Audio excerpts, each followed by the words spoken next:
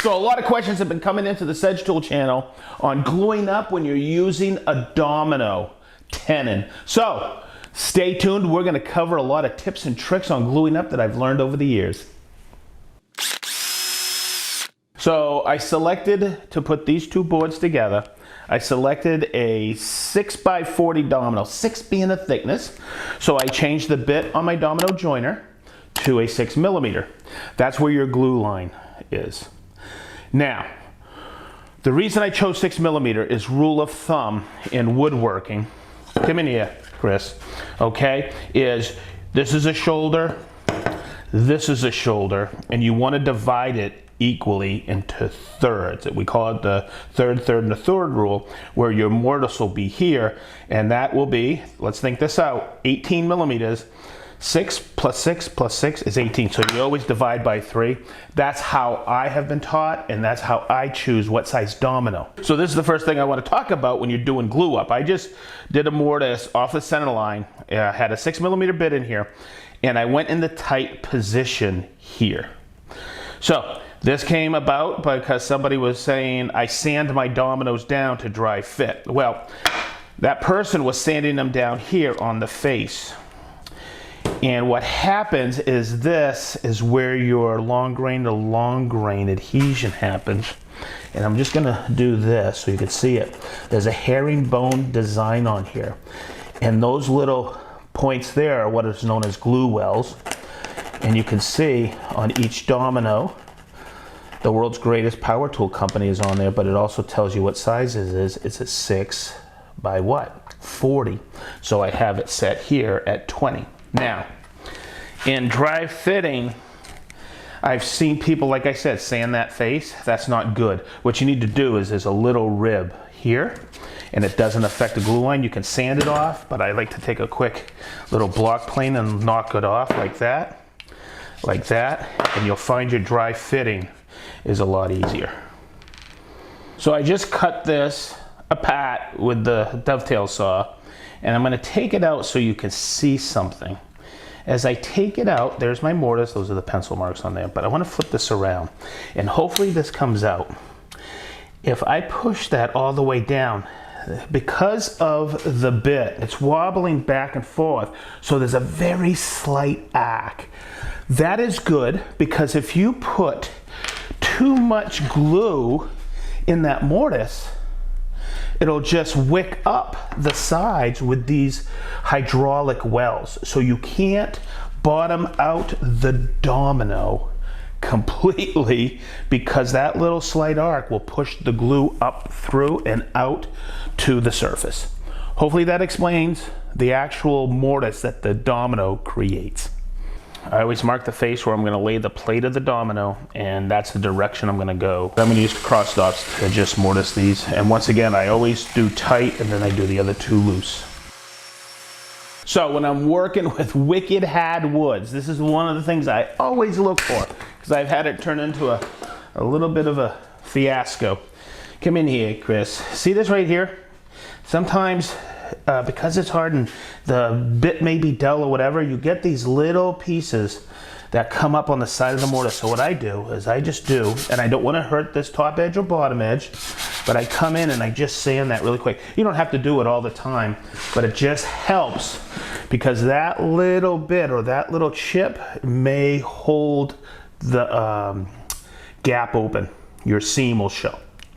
So I am going to talk about this because this is one of the beauties of the domino joiner, is you'll see here from the leading edge where I marked it, that's the face, that's why I referenced the plate, and I knew that was my direction that I was going. I always do the first one tight, and then I give a little wiggle room for a line for assembly. There's in the middle setting, there's 3 millimeters on each side, so it's overall 6 millimeters. But here's the beauty. Remember when I was telling you how to dry fit? Don't sand this. Look, there's your glue line. There's your long grain to long grain adhesion right there. And then I have that one in there, and I have one in there. Always, always, always, I will tell you this, you should always dry fit. No matter how many times you've done this, you get caught up in what you're doing and you forget to reset your tight setting and it's offset. So the reason I do these loose is because if I did them all tight, they would go together perfect. But I'd have to go down at a 90. But what I do is I capture that first one and then bring them right in. And this is gonna help because now that those two are tight, when I put this in clamps, this isn't going back and forth. It is aligned perfectly, and that is a captured joint, and you have long grain to long grain. And this, if we had feel-o-vision, I wish you could see this or feel this, it's absolutely perfectly 100% flush. So there you go. Let's go through the process of gluing up the domino the way I do it. And you're gonna notice the first thing, because I try to eliminate as much stress as I can, I set up my workstation of all the tools I'm gonna need for gluing up. And it's pretty simple. So earlier in the video, I told you I could just put glue on here, in on here without the domino, bring it together, get it into clamps, and you'll never have a failure on it. But what I like to do is this, is I like to first spread glue here. Somebody once asked me, what do you use for a glue spreader? Nothing fancy, it's pretty simple, I'll show you. There's two types of glue spreaders I like to use. Number one, the finger, okay? I could just take it like this and make sure the surface is coated. But what I like to also use, if it's a lot of gluing up multiple panels, I just grab an old hotel key and you can tell that that'll spread it out absolutely perfect. I don't worry about the drip out right now.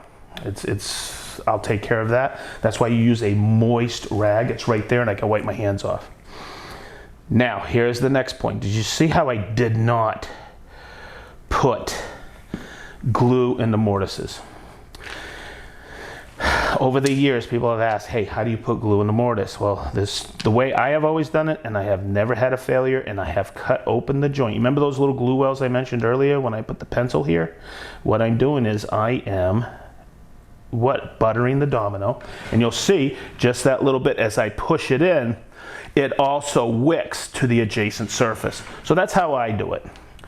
Now, over the years, I always keep an open mind in glue ups because people have given me some great tips.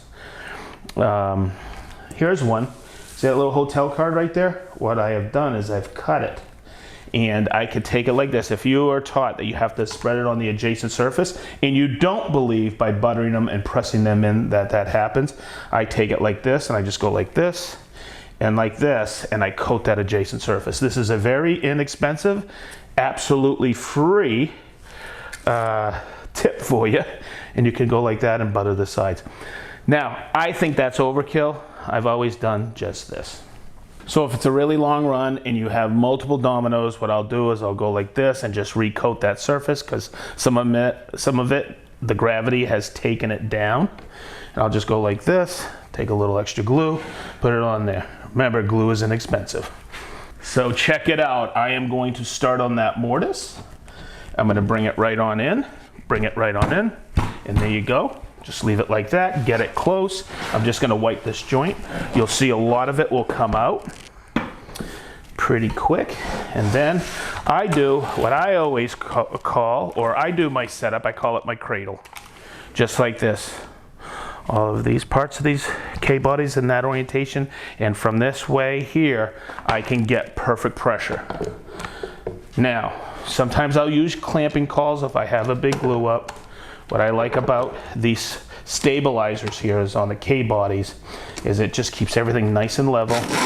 I'm gonna put minimal pressure here just to get it close. When I do set up my K-bodies, I make sure they're all the way out so if I have to apply a lot of pressure, I can get it. But the way I've always clamped up is I've always started on center here, just like that. And Chris, get in here so we can see this. See how that's coming right out? Just like that. And look at the seam, it's already going all the way down. So that's a good seam, that's a good joint. And I'll put some here, and then I'll come over here. And I don't have to crank it completely because I don't want that board to cup. Just like this. And there's a lot to that because people put too much pressure and it's not needed. And then what I'm gonna do is I'm just gonna do a quick wipe. I'm not killing it. just to get that out. I don't spread it all over the board, I just wipe that seam. So there's the first part of the glue up. So if you haven't jointed your seam, you don't have a perfect seam, and you may have it coming together like this, if you put too much pressure on these clamps, it will cup a little. So always do this. I always come in and I check from every angle how flat that is. And it's pretty basic. That pressure, sometimes if it's cupped in the middle, just release the pressure. There's a great video on Bent's Woodworking talking about this.